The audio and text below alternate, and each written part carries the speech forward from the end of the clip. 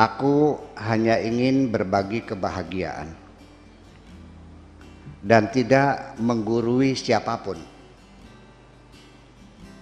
Terlalu sulit bagiku untuk menyalahkan siapapun. Akan tetapi apabila ada orang yang ingin mengisi raporku, tentu aku sangat gembira sekali. Dan kujamin aku tidak akan sakit hati sedikit pun.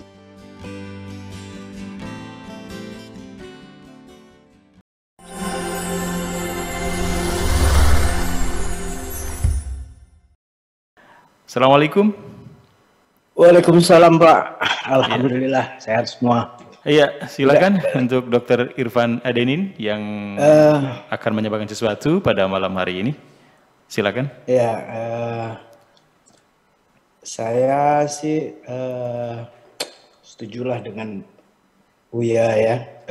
Saya sering lihat ininya cerita-cerita YouTube-nya. Terus mengenai tadi cerita tentang cinta tadi. Ya sebenarnya pembelian cinta ya, yang seperti Bayu Syakur itu juga kita lihat pada masa sekarang. Tapi saya mau melihat bahwa mengenai tadi kitab Fathur Rabbani ya, yang menceritakan tentang kejadian itu kan udah 1000 tahun yang lalu ya Bu ya. Iya. Mereka tuh udah tahu gitu, udah mengetahui tentang adanya konflik daripada interpretasi daripada kajian-kajian agama ini. Ya mungkin menurut saya sih Buya inilah yang menjadi monumental lah kalau menurut saya, supaya tidak terjadi lagi itu. Jadi saya selalu mengirim tuh kajian-kajian Buya ini ke teman-teman saya semua gitu.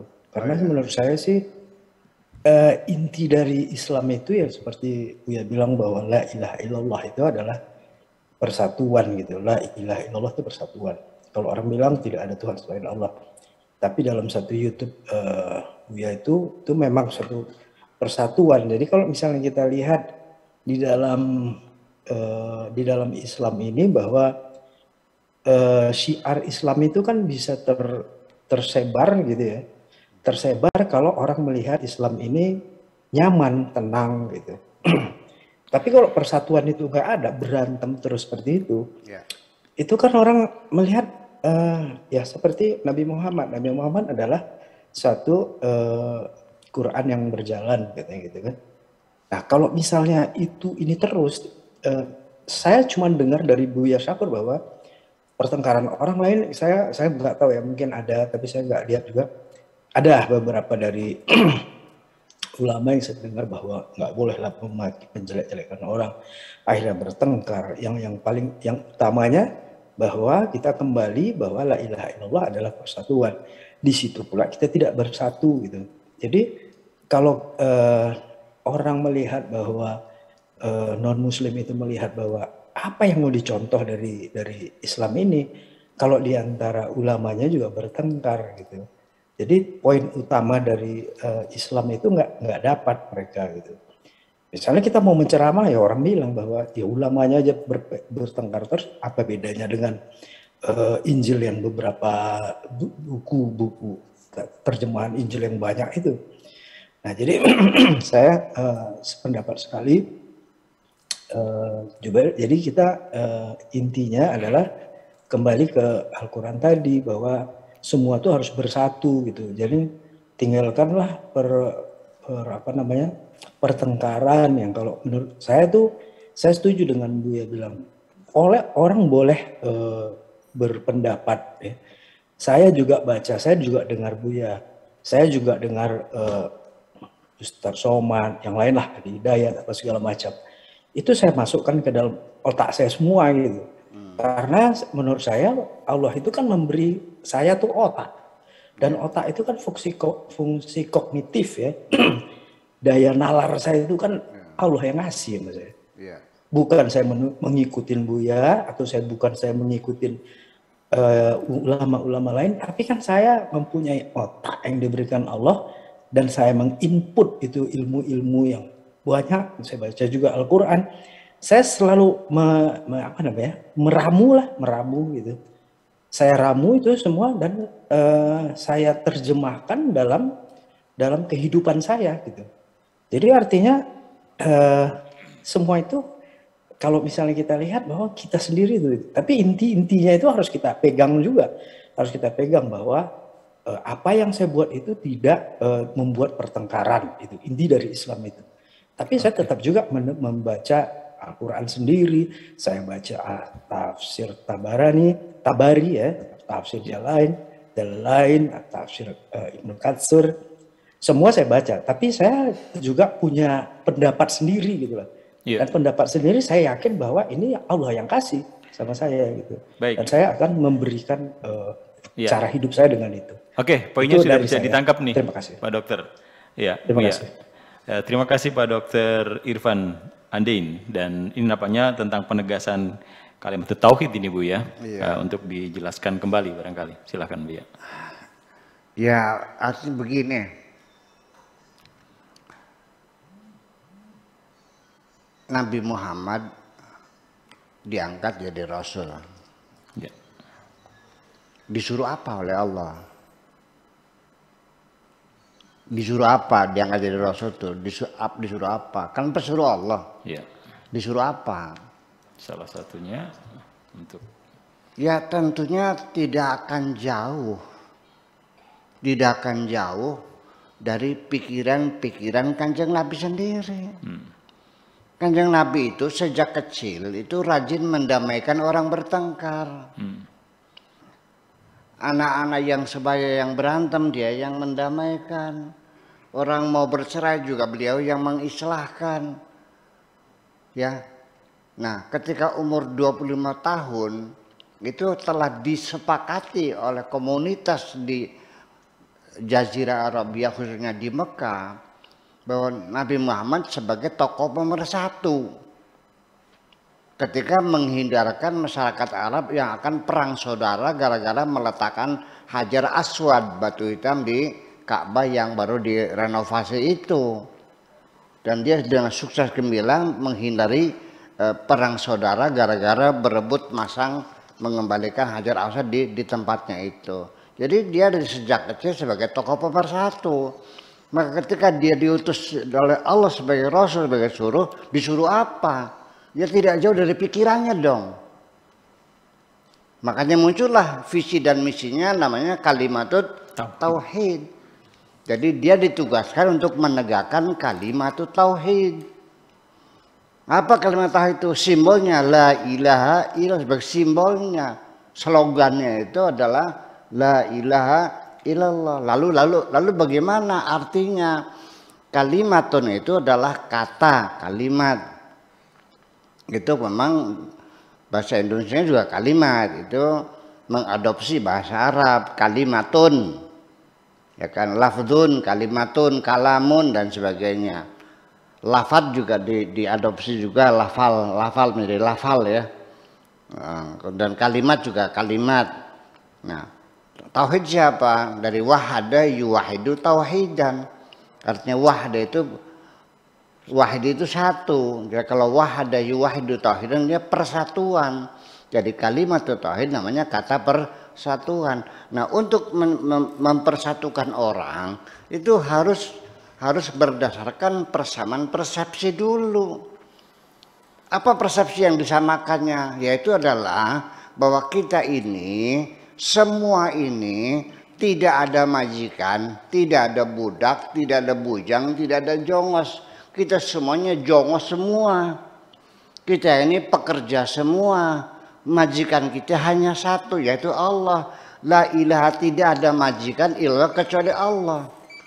Jadi kita semuanya bekerja untuk Allah dengan dasar, karena persatuan tidak mungkin terbangun apabila tidak terjadi persamaan, kesetaraan. Jadi kita setara, tidak ada majikan, tidak ada jongos, semuanya adalah jongosnya Allah Subhanahu wa ta'ala. Itu maknanya la ilaha illallah.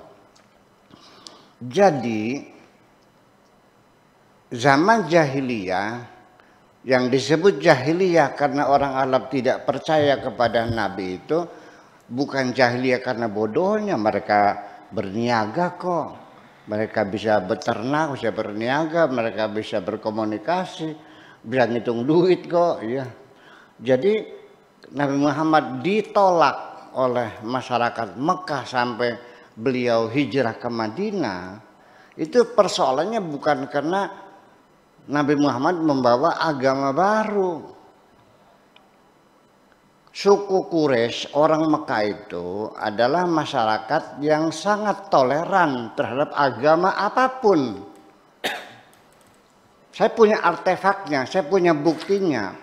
Ka'bah itu, di sekitar Ka'bah itu ada 480 berhala dari berbagai macam agama. Sampai gambar Yesus juga ada di Ka'bah itu. Hanya saja bedanya ketika kota Mekah ditaklukkan, berhala-berhala dihancurkan. Ketika para sahabat masuk ke dalam Ka'bah, di situ ada gambar Nabi Isa diemban oleh Siti Maryam. Nah, oleh para sahabat gambar itu mau dihapus, oleh Nabi dilarang. Wahai sahabatku, gambar ini jangan dihapus, biarin aja. Gambar Nabi Isa lagi diemban sama ibunya Siti Maryam itu. Ini jangan dihapus, biarin aja. Ini. Nah, itulah semacam itu. Jadi masyarakat Mekah sangat toleransi terhadap agama-agama apa saja, silakan. Tapi Tuhan mereka duit, yang penting duit, yang penting uang, silakan. Naruh Tuhanmu di Ka'bah, Tuhan apapun silakan. Jadi yang mereka khawatirkan itu adalah bukan masalah agama. Yang mereka khawatirkan sampai mereka mau membunuh Nabi itu adalah kepentingan sebetulnya. Kepentingan mereka. Makanya di Al-Quran dikatakan sawa'un alaihim a'andartahum am lam tundirhum la yu'minun. Kau buktikan atau tidak kau buktikan, tetap mereka tidak akan percaya. Ya karena kepentingan persoalannya. Apa kepentingannya? Kalau terjadi negara persatuan, mereka akan kehilangan jabatan. Mereka akan kehilangan pengaruh. Itu yang mereka khawatirkan persoalannya. Nah, tetapi makanya kita pahami bahwa orang Mekah tidak mau menerima Nabi Muhammad, malah sampai mau dibunuh berulang-ulang sampai terusir ke Madinah. Itu bukan karena melihat agama baru, bukan. Malah justru ketika di Mekah Nabi Muhammad itu sendiri diduga adalah membawa salah satu sekte agama Nasrani. Karena bagaimanapun istrinya Khadijah. Dan ketika wahyu itu datang dikonsultasikannya kepada seorang pendeta. Ini kan sejarah dibaca ulang. Diduga Nabi Muhammad itu membawa sekte baru dalam agama Nasrani. Karena ketika dapat wahyu diajak oleh Siti Khadijah menemani pakmannya, siapa namanya? Waraqah bin Naufal, itu pendeta Nasrani. Itu. Nah, akhirnya setelah itu kita ketika membaca, kenapa tidak dijelaskan kenapa kepada Nasrani? Iya, jadi sehingga diduga membawa sekte yang baru, bukan membawa agama baru, bukan membuat sekte yang baru. Dan karena mereka khawatir akan kehilangan jabatannya dan kepentingannya. Itu persoalannya.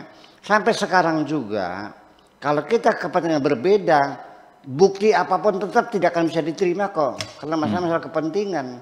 Jadi bukan jahiliyah karena bodohnya tidak paham, bukan. Tapi kepentingan mereka terusik, kan begitu persoalannya. Nah, tetapi ketika kota Mekah ditaklukkan dan mereka dalam keadaan ketakutan, mereka sudah diikat, sudah duduk di depan Nabi Muhammad, mereka yakin pasti dipancung leher mereka. Kata Nabi, tahukah kau apa yang akan aku putuskan kepadamu, wahai orang-orang Mekah? Setelah Mekah ditaklukkan dan engkau sudah dirantai semuanya. Mereka takut dipancung satu persatu. Kata Nabi, saya akan mengatakan seperti Yusuf mengatakan kepada saudara-saudaranya. Sawfa aqulu lakum kama qala Yusuf li ikhwatihi. La tathriba 'alaikumul yaum antumut tulaqa. Tidak ada dendam bagi saya. Silakan kamu pulang, kamu merdeka. Bayangkan. Terjadi rekonsiliasi. Dan lalu hanya ada 2 tempat yang aman melindungi kamu dan tidak akan kami ganggu apabila engkau bersembunyi di dalam Ka'bah atau bersembunyi di rumahnya Abu Sufyan. Musuh kebuyutan Nabi Muhammad dijadikan rumah istimewa yang tidak akan tersentuh oleh siapapun. Baru mereka yakin bahwa Nabi Muhammad tidak mengusik kepentingan mereka. Baru mereka masuk Islam. Yadkhuluna fi dinillahi afwaja. Fasabbih bihamdi rabbika wastaghfirhu innahu kana tawwaba. Terima kasih. Baik.